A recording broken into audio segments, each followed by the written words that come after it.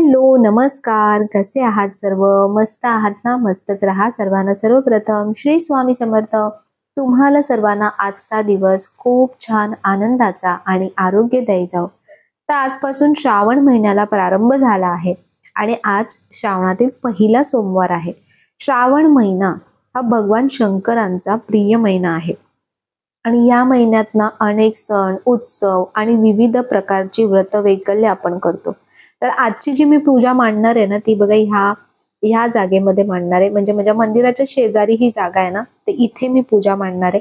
कारण मंदिराच्या समोर जेव्हा पूजा मांडली जाते ना, तर तेव्हा देवघराचं म्हणजे काही असेल छोट्या मोठ्या गोष्टी, तर तिथे अडचण सारखी होते आणि अजून बऱ्याचशा गोष्टी आहेत त्या मी तुम्हाला पुढे सांगेन. तर ही जी माझी जागा आहे ते ही ईशान्यच कोपरा आहे माझ्या घराचा. तर श्रावणाचा हा जो महिना आहे ना, हा संपूर्णपणे भगवान महादेवांना समर्पित आहे. श्रावणात भगवान शंकरांची आपण मनोभावे पूजा केली ना, तर आपल्या मनातल्या सर्व मनोकामना पूर्ण होतात असं मानलं जातं. तर यंदाच्या ह्या श्रावणात हा 5 श्रावणी सोमवार आहेत आणि त्यापैकी आजच्या या पहिल्या श्रावण सोमवारी अनेक जण महादेवांची उपासना करतात. महादेवांच्या मंदिरात प्रत्येक श्रावणी सोमवारी धान्याची शिवामूठ वाहिली जाते. ही धार्मिक परंपरा आपण आजही जपतो. जर आपल्याला घरी अशी व्यवस्थित पूजा करायला जमत नसेल किंवा वेळ नसेल, तर तुम्ही श्रावण सोमवारी निदान एखाद्या जवळपासच्या मंदिरात जिथे महादेवांची पिंडी असेल तिथे जाऊन तुम्ही दूध किंवा पाणी तिथे त्याचा अभिषेक करा. त्यानंतर एखादी शिवामूठ चढवा, जी त्या दिवसाची शिवामूठ असते. शिवामूठ जी असते ती आपल्याला कॅलेंडरमध्ये दिलेली असते की प्रत्येक सोमवारी तुम्हाला काय शिवामूठ चढवायचे. तर मी इथे बघा महाराजांचा फोटो सुद्धा लावला आणि महाराजांचा फोटो लावला ना, तेव्हा आणखीन छान वाटायला लागलं मला त्या जागेमध्ये. तर महादेवांच्या पूजेमध्ये ना पांढऱ्या रंगाचा जास्तीत जास्त वापर केला जातो. तर आजचं जे शिवामूठ आहे ती आहे तांदूळ आहे पहिल्या श्रावण सोमवारी. आणि त्यानंतर महादेवांना सर्वात जास्त प्रिय आहे ती म्हणजे बिल्वपत्र. बेलाच्या पानाशिवाय भगवान शिवांची पूजा ही अपूर्ण मानली जाते. अभिषेक केल्यानंतर शंकरांना बेलपत्र अर्पण करायचं असतं. बेलपत्रासोबत भांगाचं पान, धोत्र्याचं पान, फळ या व्यतिरिक्त घोंगलाचे फूल वाहण्याची सुद्धा विदर्भात परंपरा आहे. दक्षिण भारतात महाशिवरात्रीला शंकराला निळी कमळं वाहण्याची प्रथा आहे. त्याचप्रमाणे अशोकाची पानं, आवळीची पानं, कण्हेरीची पानं, कदंबाची पानं, ब्राह्मीची पानं, आघाडीची पानं शिवशंकराला शिवपूजनाच्या वेळी वाहिली जातात. असे सांगतात की महाशिवरात्रीच्या दिवशी शिवलिंगावर बेलपत्र अर्पण करताना त्या बेलाला 3 पानं असल्याची खात्री करूनच ते शिवलिंगावर अर्पण करायचं असतं. बेलपत्र हे 3 पानांपेक्षा कमी किंवा त्यापेक्षा जास्तही असू नये. बेलपत्र अर्पण करताना ते फाटलेलं किंवा खराब असू नये. 3 पाने पूर्ण अभंग असावेत असं सांगितलं जातं. तर जेव्हा आपण बेलाची पानं घेतो ना, तर त्याच्या शेवटी बघा एक गाठ असते त्या पानांच्या शेवटी. तर ती गाठ आहे ना नेहमी काढून टाकायची आणि बाहेरून आपण जी पानं आणतो ती तशीच्या तशीच लगेच शिवलिंगावरती अर्पण करायची नाहीत. पानं पहिले स्वच्छ धुवून घ्यायची, कारण पानं खूप कुठून कशी आपल्यापर्यंत पोचलेली असतात. तर त्यामुळे पानं स्वच्छ धुवून घ्यायची. त्यानंतर व्यवस्थित पहिले काढून घ्यायची. तुमच्याकडे किती पानं आहेत? आता मी भरपूर पानं आणली होती, त्यामुळे मला 108 पानांपेक्षा सुद्धा जास्त पानं मिळत होती. तर म्हणून मी पहिले 108 पानं वेगळी काढून घेतली, म्हणजे अभिषेक करताना आपल्याला बरं पडतं. तर बघा पूजा करण्याच्या आधी ना मी जे पण काही पूजेचं जेवढंही सामान, आता हे अभिषेकाचं आहे, शिवामुठाचं आहे, त्यानंतर बिल्वपत्रांचा अभिषेक आहे, जी पण काही पूजेसाठी भांडी, समया, जे पण सगळं लागणार आहे ते सगळं एका जागेवर आणून ठेवते. म्हणजे पूजा करायला एकदा तुम्ही बसलात ना, तर सारखं तुम्हाला उठावं लागत नाही किंवा कोणाला सांगावं लागत नाही. तर पहिली सुरुवात जी आहे ती आपल्या दीप प्रज्वलनानेच करायची असते, अग्नीच्या साक्षीने करायची असते. तर या आहेत महाभारत समया. काल बऱ्याच जणांनी कालच्या पण व्हिडिओमध्ये विचारलं, तर ह्या समयांचा व्हिडिओ मी ऑलरेडी केलेला आहे. जेव्हा धनतेरसची पूजा मागच्या वेळची होती, धनत्रयोदशीची, तर तेव्हा मी या समया घेतल्या होत्या. ह्यांना महाभारत समयी म्हटलं जातं. आणि कल्याण वेस्टला मी एका दादांकडून दुकानातून या समया घेतल्या होत्या. त्यांचा ऍड्रेस नंबर सुद्धा मी त्या व्हिडिओच्या डिस्क्रिप्शन बॉक्समध्ये दिलेला आहे. अतिशय सुंदर अशा दिसतात या समया लावल्यानंतर. संपूर्ण जी तुमची पूजा आहे ना ती अशी अगदी उठून दिसते. याच्यामध्ये त्यांच्याकडे साईज सुद्धा आहेत छोट्या मोठ्या, तर तुम्हाला जशी हवी असेल त्याच्या हिशोबाने तुम्ही घेऊ शकता. आणि काल बऱ्याचशा ताईंनी हे सुद्धा सांगितलं की मेघा सिंगल वात लावत नको जाऊ. तर ताई, पहिले मी सिंगल वात लावायची, पण जेव्हापासून मला माहित पडले ना तेव्हापासून मी डबलच वात लावते, सिंगल वात लावत नाही. कालची सुद्धा जी दीपपूजनची पूजा होते ना त्यामध्ये सुद्धा सगळ्या डबल वातीच लावलेल्या आहेत, सिंगल वाती लावलेल्या नाहीयेत. तर आता मी अभिषेकाची पहिले तयारी करते. महादेवांच्या पिंडीवरती तसंच रुद्र यंत्रावरती पहिले दुधाचा अभिषेक करून घ्यायचा, जलाचा अभिषेक करून घ्यायचा आणि त्याच्यानंतर आज जी रुद्र यंत्राची सेवा आहे ना ती मी सुरू करणार आहे. तर बघा, महादेवांची पिंडी इथे ठेवलेली आहे. त्यानंतर त्याच्यावरती पहिले कुठलाही अभिषेक सुरू करण्याच्या आधी पहिले त्याच्यावर 5 पळी पाणी घालायचं आणि त्यानंतर तुम्ही पंचामृताचा करा किंवा दुधाचा करा, पण त्याच्यानंतर करायचं. तर अभिषेक करताना तुम्हाला जर त्याचे स्तोत्र मंत्र येत असतील तर तुम्ही ते म्हणा, किंवा तुम्ही जो साधा सुद्धा आपला जो मंत्र असतो ओम नमः शिवाय, तर ह्या मंत्राचं सुद्धा तुम्ही पठण करता करता तुम्ही अभिषेक करायचा आहे. तर शिवपूजनाच्या वेळी अभिषेक करताना ना पाण्याचा जो प्रवाह असतो तो अगदी मंद गतीने असला पाहिजे. अभिषेक अति वेगाने कधीच करायचा नाही. तसंच जलार्पण करताना पाण्याची धार छोटी असावी. लक्षात ठेवा की अभिषेक हा पूर्वेकडे तोंड करून करावा. जलाभिषेक करताना तो बसून करावा. मंदिरात अभिषेक करताना उभं राहिल्यास आपण थोडं वाकून जलार्पण केलं तरी चालतं.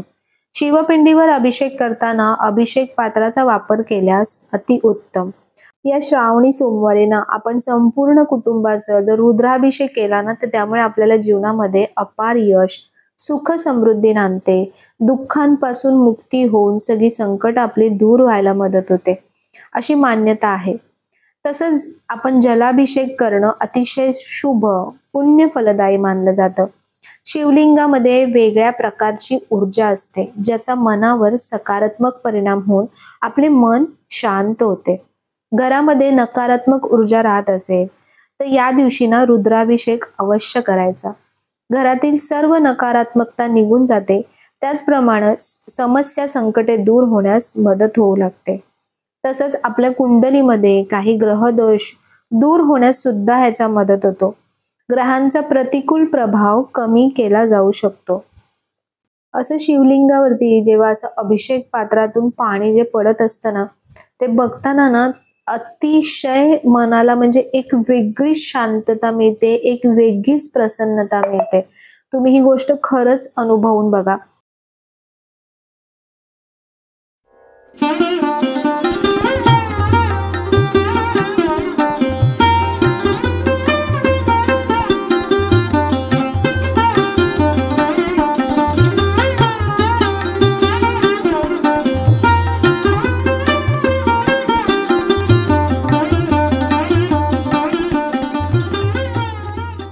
तर आजची जी पूजा आहे ना तर मी ह्यांच्या हातूनच करून घेतली. असं म्हणतात की महादेवांची पूजा जर घरातल्या कर्त्या पुरुषाने केली ना तर ती खूप जास्त फलदायी असते. तर म्हणून यांना थोडंसं बरं वाटत नव्हतं, तर त्यामुळे ते घरी होते, घरून काम करत होते. तर म्हणून, आणि त्यांना सुद्धा आवड आहे. म्हणजे आता जसजसं मी ही गोष्ट बघते की जसजसं मी पूजा वगैरे करते ना घरामध्ये, तर घरामध्ये प्रत्येकाला त्याची अशी आवड निर्माण होते आणि त्यांना सुद्धा खूप पूजेची आवड निर्माण होते. तर ते स्वतःच म्हणाले की मी करतो करू. तर म्हणून रुद्राभिषेक करण्यासाठी मी त्यांनाच बसवलं. तर हा रुद्राभिषेक कसा करावा, याचे काय काय नियम आहेत, तर याचा व्हिडिओ ऑलरेडी आपल्या चॅनलवरती आहे. तर सविस्तर जर तुम्हाला याची माहिती हवी असेल तर तो व्हिडिओ तुम्ही बघा. आणि रुद्राभिषेकचं जे पण वाचन करतो आपण, पठण करतो मंत्रस्तोत्र, तर ते सर्व जे नित्यसेवा मंत्रस्तोत्र या पुस्तकामध्ये सगळ्या गोष्टी दिलेल्या आहेत. तर तिथून तुम्ही वाचन करता करता रुद्राभिषेक करू शकता. किंवा तेही नाही जमलं तर युट्यूबला सुद्धा रुद्राभिषेकचा मंत्र असतो, तर तिथून सुद्धा ते सुद्धा चालू करून तुम्ही रुद्राभिषेक करू शकता. रुद्राभिषेक करताना एकाच वेळेला आपल्याला शिवलिंगावरती आणि रुद्रयंत्रावरती दोघांवरती आपल्याला अभिषेक करायचा असतो. तर त्यासाठी शिवलिंगावरती अशा प्रकारचं अभिषेक पात्र ठेवायचं, ज्यामुळे त्याच्यावरती थेंब थेंब धार पडत राहते पाण्याची. आणि एका दुसऱ्या प्लेटमध्ये आपण रुद्रयंत्र घेऊन त्यावर हे अभिषेक करायचा. असं म्हटलं जातं की रुद्राभिषेकचं जे हे पाणी असतं ना हे पाणी तुम्ही आजारी माणसाला द्या, किंवा जो एखादा व्यक्ती खूप व्यसनाधीन झालेला आहे तर त्या व्यक्तीला द्या, लहान मुलांना द्या. त्याने त्यांच्यामध्ये खूप चांगले बदल घडायला सुरुवात होते. तर म्हणून बरेच जण ना दर सोमवारी सुद्धा अशा प्रकारचा रुद्राभिषेक करतात. तर अनायसे आज हेही घरी होते, तर त्यामुळे आमच्या दोघांकडून ही सेवा खूप चांगल्या प्रकारे झाली आणि घरातलं एकंदर वातावरण आहे ना इतकं पवित्र आणि इतकं प्रसन्न झालं होतं ना की काय सांगू. तर आता अभिषेक झाल्यानंतर म्हणजे पहिले दुधाचा, त्यानंतर रुद्राभिषेक झाल्यानंतर आता जे बेलाची पानं घेतलेली आहेत, तर बेलाच्या पानाचा 108 मंत्र जाप असतो. म्हणजे महादेवांची नावं असतात 108, तर ती म्हणत म्हणत आपल्याला त्या पानांचा अभिषेक करायचा असतो. जर तुम्हाला ते नाही माहिती किंवा नसेल जमत, तर तुम्ही फक्त ओम नमः शिवाय या मंत्राचा जाप करून सुद्धा अशा प्रकारे बिल्वपत्रांचा अभिषेक करू शकता. मी जे तुम्हाला मगाशी पण म्हटलं की जे नित्यसेवा मंत्र स्तोत्र पुस्तक आहे, त्याच्यामध्ये सगळ्या प्रकारचे स्तोत्र मंत्र सगळं काही आहे. तुम्हाला जर ते पुस्तक मिळालं, स्वामींच्या केंद्रामध्ये मिळेल, दिंडोरी प्रणित केंद्र असतात तिथे मिळेल, किंवा बी सात्विक म्हणून साईट आहे, त्या साईटवरून सुद्धा तुम्हाला मागवता येतील. तर अशा प्रकारे बघा आता अभिषेक करायचा आहे महादेवांच्या पिंडीवरती. अभिषेक करताना सुद्धा बिल्वपत्राचा जेव्हा तुम्ही अभिषेक करता त्याचे सुद्धा काही नियम आहेत की ते पान आपण महादेवांच्या पिंडीवरती कशा प्रकारे ठेवायचं. 3 पानांचं जे पान असतं तेच पान महादेवांच्या पिंडीवरती ठेवायचं असतं.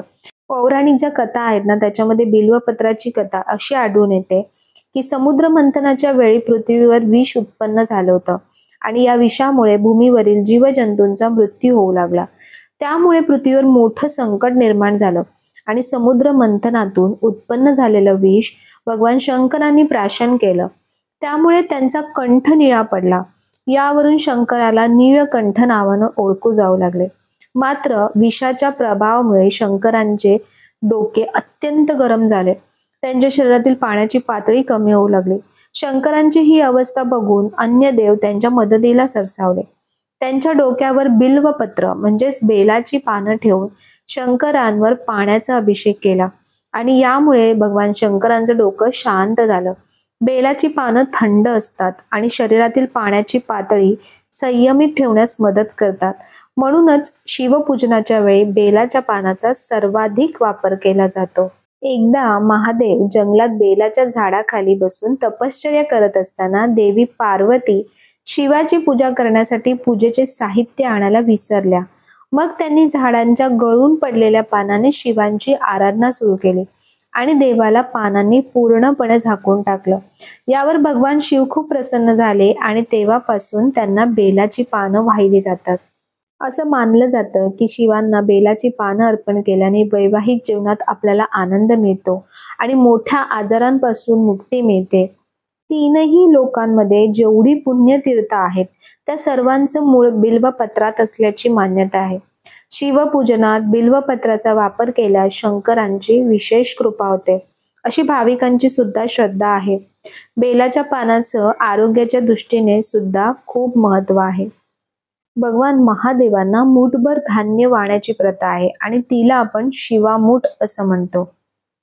आपल्याकडे जेही असेल ते भक्तिपूर्वक प्रेमाने देवाला दिले तर देव ते आनंदाने स्वीकारतो. देण्याची वृत्ती मात्र हवी. आधीच भगवान शिवशंकर भोळे आणि त्यात ते आशुतोष म्हणजे लहान मुलांप्रमाणे लगेच प्रसन्न होणारे असे आहेत. आधुनिक विचारांच्या मंडळींना शिवामुठीच्या व्रतामुळे अन्नधान्याची नासाडी होण्याची चिंता वाटण्याची शक्यता आहे. परंतु पूर्वी स्त्रियांनी वाहिलेले धान्य शिवालयाच्या पुजाऱ्याला मिळत असे, त्यामुळे त्याच्या संसाराला मदत होत असे. देण्याचा आनंद काय असतो हे अशा व्रतामधून अनुभवता येते. दिल्याने कधीच कमी होत नाही तर वाढच होत राहते. मग ते ज्ञान असो किंवा अन्न, ही आपली भारतीय संस्कृतीची शिकवण आहे. मूठभर असले तरीही ते देता आले पाहिजे याचे गृहिणींना समाधान, तर मूठ मूठ करून काही कमवले याचे घेणाऱ्याला समाधान, असा दुहेरी लाभ अशा सुरेख व्रतवैकल्यांमधून होताना दिसतो.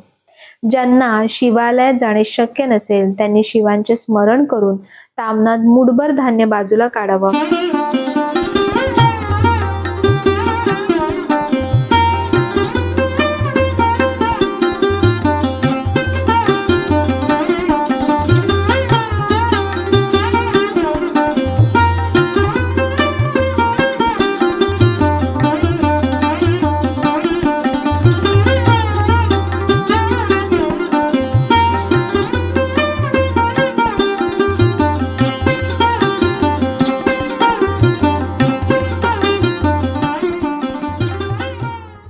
अशीच ही जुन्या आणि नवीन विचारांचा मेळ घालणारी आणि सर्वेश सुखिनः सन्तु अर्थात सगळ्यांचे सुख हितचिंतन करणारी आपली संस्कृती आहे आणि तिचा आदर आपण ठेवायलाच हवा आणि यथाशक्ती या संस्कृती आणि परंपरांचा भाग होण्याचा आपण प्रयत्न करत राहायला पाहिजे। तर आजची माझी पूजा बघा अशी छान झाली आणि भगवान महादेवांची पूजा जिथे होते ना तर तिथे तुम्ही ध्यान लावलं तर ते ध्यान अगदी तुम्ही त्यामध्ये अगदी तल्लीन होऊन जाल। इतकं सुंदर आणि प्रसन्न असं माझ्या घरी वातावरण झालं होतं। खूप छान वाटत होतं। मी जेव्हा ध्यानाला बसली होती ना तेव्हा मला असं तिथून उठावसंच वाटत नव्हतं, इतकं त्यामध्ये ध्यानामध्ये मी तल्लीन होऊन ध्यान करत होती। नमः शिवायचा जाप करत करत आपण ध्यान करायचंय आणि भगवान महादेवांना समर्पित करायचंय। तर त्यानंतर मी दुधाचा नैवेद्य दाखवला सध्या, म्हणजे दूध आपण थोडंसं साखर घालून तो नैवेद्य दाखवला आणि त्यानंतर संध्याकाळी मग मी काहीतरी छान असं महादेवांसाठी बनवणार आहे। काही सण असेल तर तेव्हा घरामध्ये गोडाधोडाचं नक्की करा। तो गोडाचा जो सुवास आहे ना तो घरामध्ये दरवळला पाहिजे। तर अशी आपली आजची पहिल्या श्रावण सोमवारची पूजा अशा प्रकारे झाली आहे आणि खूप छान झाली आहे। मलाच खूप आवडली पूजा। खूप माझीच नजर हटत नाहीये पूजेवरून, इतकी छान वाटते पूजा। आणि इकडे मी मांडलं कारण इथे खरं तर ना जे वास्तुतज्ञ आले होते ना त्यांनी मला सांगितलं होतं की तू देवघर या जागेमध्ये बनवू शकतेस, कारण मी ज्या लाद्या होत्या घराच्या त्या पूर्ण कंटिन्यू घेतल्या, पूर्ण इथपर्यंत बाल्कनी पूर्ण आतमध्ये घेतली। तर त्यामुळे ते म्हणतात जेव्हा आपण लाद्या अखंड घालतो तर तेव्हा तो भाग पूर्ण आपल्या घराचाच भाग होऊन जातो आणि ही एकदम परफेक्ट अशी ईशान्य दिशा आहे। तर म्हणून मला त्यांनी सांगितलं होतं की तू देवघर इथे सुद्धा बनवू शकते, पण देवघराचा माझा जो विचार होता ना तो मला तिथेच हवा होता, मला इथे बाल्कनीमध्ये नको हवा होता। आणि ही जागा मला ह्याच्यासाठी हवी होती की ज्या पण मी पूजा वगैरे मांडते ना तर त्याच्यासाठी अशी वेगळी सेपरेट जागा असावी, पण देवघराच्या बाजूलाच असावी, कारण देवघराच्या समोर जेव्हा पूजा मांडली जाते ना तर मग तिथे अडचण होते बाकी गोष्टींसाठी, म्हणजे काही घेण्यासाठी वगैरे, आणि ती जागा तिथे ब्लॉक होऊन जाते। इथे कसं एक साईडला बसून पूजा करणाऱ्यालाही खूप व्यवस्थित पडतं आणि पूजा पण बघा किती सुंदर वाटते। आणि मागच्या साईडला इथे कसं टाईल्स आहेत तर त्याच्यामुळे मला जे पण काही सजावटीचं काम करायचं आहे तर ते पण अगदी व्यवस्थितरित्या करता येतं। आणि तिसरी गोष्ट म्हणजे खूप सारे ॲडव्हान्टेज मला या जागेचे आहेत, कारण हवा इथे खूप हवा येते, चारी बाजूनी हवा येते, मग त्याच्यामुळे तिथे जेव्हा मी पूजा मांडते ना तर सगळं बंद करावं लागतं, सगळ्या खिडक्या बंद कराव्या लागतात। तर हे इथे मंदिराला म्हणजे मंदिर असं आड येतं आणि त्याच्यामुळे दिवे बघा किती व्यवस्थित राहिलेत। नाही तर काल जेव्हा मी दीपपूजन केलं होतं ना मी सगळ्या खिडक्या बंद केल्या होत्या, कारण अजिबात दिवे राहत नव्हते। तर म्हणून आज मी विचार केला की ही पूजा मी आज इथे मांडेन। तर खूप मला असं अगदी प्रसन्न वाटतंय, अगदी म्हणजे ती जागा ह्यासाठीच आहे असं वाटतंय। आणि अशा प्रकारे आजची पूजा आपली छान झालेली आहे आणि पूजा ह्यांच्या हस्ते झाली आहे। अनाईसे ते म्हणाले मी थांबतोय आज, त्यांना थोडंसं बरं वाटत नव्हतं म्हणून ते थांबले होते। आणि जी महादेवांची जी पूजा असते किंवा रुद्र जे अभिषेक असतो तो खरं तर ना घरातल्या कर्त्या पुरुषानेच करावा, त्याचे खूप चांगले प्रभाव तुम्हाला बघायला मिळते आणि म्हणजे त्यांच्यामध्ये सुद्धा बदल घडताना तुम्हाला दिसतील। रुद्रयंत्राचं जे आपण अभिषेक करतो त्याचं जे पाणी आहे तर जे व्यसनाधीन व्यक्ती असतात, ज्यांना खूप काही व्यसन वगैरे असतात त्या व्यक्तींना ते पाणी द्यायचं प्यायला। त्यानंतर जर आजारी व्यक्ती असतील, लहान मुलं असतील त्यांना हे पाणी प्यायला द्यायचं, त्याने त्यांना खूप खूप खूप म्हणजे बरं वाटतं चांगलं। तर अशी आजची सेवा झालेली आहे, अशी आजची पूजा झालेली आहे छान आणि खूप भारी वाटतं जेव्हा असं म्हणजे महादेवांच्या समोर जेव्हा असं मंत्र स्तोत्र जेव्हा आपण पठण करतो, जेव्हा नमः शिवायचा जाप करतो ना अगदी म्हणजे तल्लीन झाल्यासारखं वाटतं आणि खूप मस्त वाटतं। तुम्हाला पण कसं वाटतं? मीच फक्त खूप मस्त वाटतं म्हणते, कारण मला स्वतःला पूजा माझी खूप आवडली आजची। तर तुम्हाला कसं वाटलंय तुम्ही पण मला नक्की सांगा। आणि शंभू महादेवांकडे हीच प्रार्थना की देवा सर्वांच्या आयुष्यात सुख, समाधान, शांती, समृद्धी, आनंद या सगळ्या गोष्टी असू देत। आणि जर व्हिडिओ आवडला असेल तर नेहमीप्रमाणे व्हिडिओला लाईक, शेअर, सबस्क्राईब करा। पुन्हा भेटूया आपण उद्याच्या नवीन व्हिडिओमध्ये। तोपर्यंत सर्वांना बाय आणि सर्वांना श्री स्वामी समर्थ।